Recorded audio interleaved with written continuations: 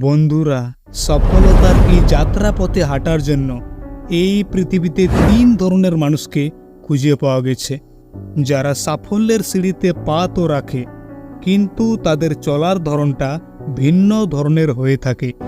অতএব এই ৩ ধরনের মানুষকে বোঝার জন্য আমি ৩টি গ্রুপ তৈরি করেছি, যেটাতে হয়তো আপনিও সামিল হয়ে থাকতে পারেন।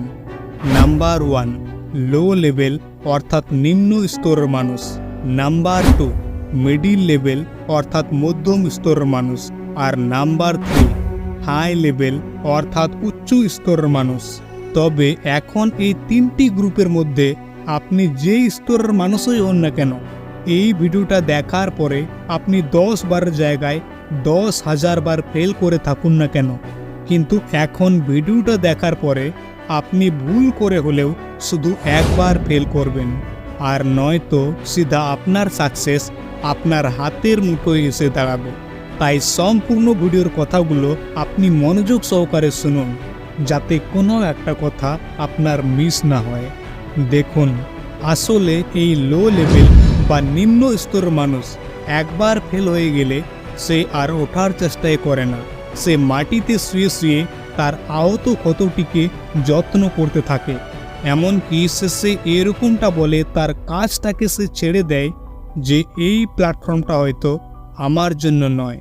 কিন্তু যখন একজন মধ্যম স্তরের মানুষ ব্যর্থ হয়ে যায়, তখন সে একবার থেকে 2 বার ওঠার চেষ্টা করে, এবং তৃতীয়বারও যদি সে ব্যর্থ হয়ে যায় তবে হাঁটু গেড়ে বসে সেই ছবি আঁকা শুরু করে দেয় এবং পূর্ণ সাহসের সাথে কিছু দূর তো সামনে এগিয়ে যায়। তারপর তার গন্তব্যে পৌঁছানোর আগে রাস্তার মাঝখানেই তার পা দুটো ভয়ে থেমে যায় এবং শেষে সে চিন্তা করে যে সে নাও হতে পারে। সে যে ব্যক্তি হতে চেয়েছিল বা যে কাজটি করতে চেয়েছিল তা সে নাও করতে পারে। কিন্তু যখন কোনো হাই লেভেল বা উচ্চ স্তরের মানুষ ব্যর্থ হয়ে নিচে পড়ে যায়, তখন সে চুপচাপ শুয়ে না থেকে সে তার পতনের কারণ খুঁজে বের করার চেষ্টা করে এবং সেখান থেকে সে অনুপ্রেরণা পায়। সে সেখান থেকে শিক্ষা নেয় এবং তৎক্ষণাৎ তার পতনের চিন্তা তার মন থেকে ঝেড়ে ফেলে তার লক্ষ্য অনুসরণ করতে শুরু করে এবং শেষ পর্যন্ত এদিক ওদিক না তাকিয়ে সে একটা জায়গার উপর তার চোখ রেখে সে একই রকমভাবে সামনে এগোতে থাকে এবং অবশেষে নিজেকে থেমে না রেখে জয়ী করে দেখিয়ে দেয়। তো বন্ধুরা, এখন আমি আপনাকে জিজ্ঞাসা করতে চাই যে এই 3টি স্তরের মধ্যে আপনি কোন স্তরে থাকতে চান? তবে আপনি এখন নিশ্চয়ই ভাবছেন যে আমি 3 নম্বর স্তরে থাকতে চাই। এবার ভাবুন, কেন আপনি ব্যর্থতা থেকে ভয় পাচ্ছেন বা ভেঙে পড়ছেন? আপনারা সকলেই জানেন যে ব্যর্থতা হলো সাফল্যের প্রথম ধাপ, কারণ ব্যর্থতা ছাড়া আপনি কখনো শিখতে পারবেন না, আর না শেখা ছাড়া আপনি কখনো সফল হতে পারবেন না।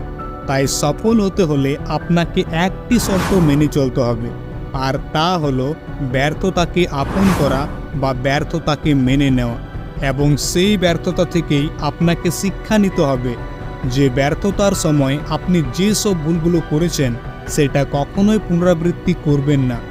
কারণ আমি নিজের সাথে একটি বাস্তব অনুভূতি অনুভব করেছি যে আমরা যখন কোনো কিছুতে ব্যর্থ হয়, তখন আমরা এতটাই আবেগপ্রবণ হয়ে যায় যে আমাদের চোখ দিয়ে শুধু জল বেরিয়ে আসে, এবং দুঃখী হওয়ার কারণে আমরা আমাদের ভুল থেকে কিচ্ছু শিখতে পারি না।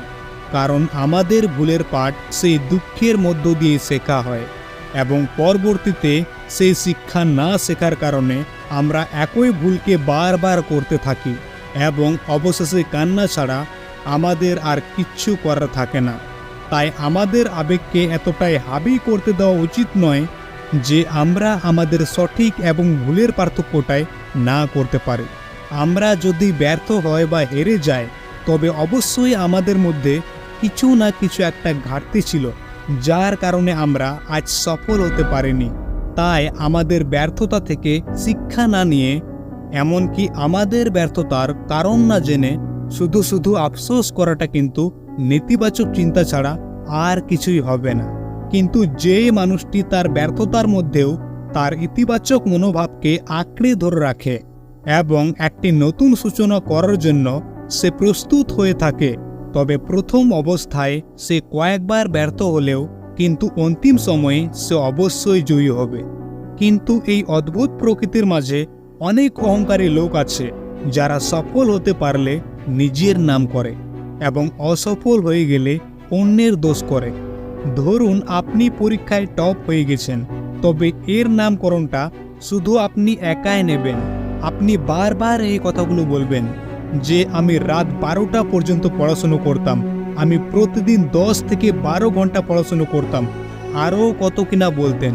কিন্তু আপনি যদি পরীক্ষায় ফেল করেন, তবে আপনার ব্যর্থতার কারণ নিয়ে আপনি আপনার ভুলের দায় অন্যের উপরে চাপিয়ে দেবেন এবং সেই সময় আপনি এই ধরনের কথাগুলো বলবেন যে কি করব, আমাদের পরিবেশ পড়াশুনোর জন্য উপযুক্ত নয়, এমনকি বাড়ির লোকেরা আমাদেরকে সারাদিন তাদের কাজের পেছনে লাগিয়ে দেয়, যার কারণে আমাদের পড়াশোনা বা কাজকর্ম করা কিছুতেই ঠিকঠাক হয় না। কিন্তু এটা পরিষ্কার বোঝা যাচ্ছে যে এটা একটা অজুহাত মাত্র। তবে আপনি অবশ্যই পরাজয়কে বিজয়ে রূপান্তরিত করতে পারবেন। কিন্তু আপনি আপনার ভুল থেকে যা কিছু শিখবেন, আপনি সমস্ত কিছুই আপনার জীবনে ব্যবহার করুন।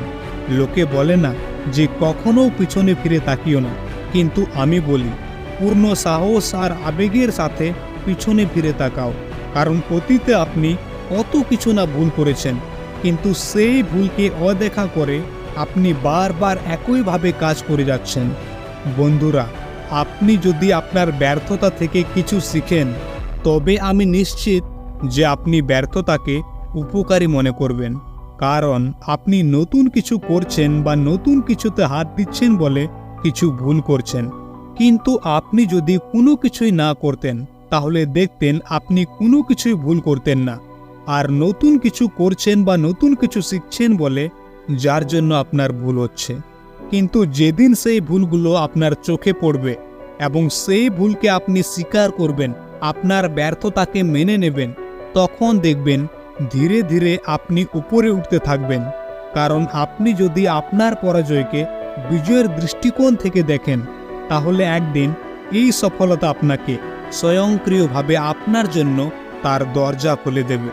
তাই জয় পরাজয়ের এই দৌড়ে সব সময় ইতিবাচক ও উজ্জ্বল দিকগুলোর উপরে চোখ রাখবেন, কারণ আপনি যদি ইতিবাচক মনোভাব গড়ে তোলেন, তবে সব কিছুই স্বয়ংক্রিয়ভাবে আপনার পক্ষে চলে আসবে এবং সমস্ত কিছুই আপনার পক্ষে খুব ভালো কাজ করবে। তবে ভাগ্যের উপরে কখনোই নির্ভর করে থাকবেন না, শুধু আপনার উৎসর্গ এবং বাস্তব কাজকে এগিয়ে আসতে দিন এবং প্রত্যেকটা সময় আপনার কাজে 100% সেরা দেওয়ার চেষ্টা করুন। দেখবেন আজ না হয় কাল, কাল না হয় পরশু আপনি অবশ্যই সফল হবেন।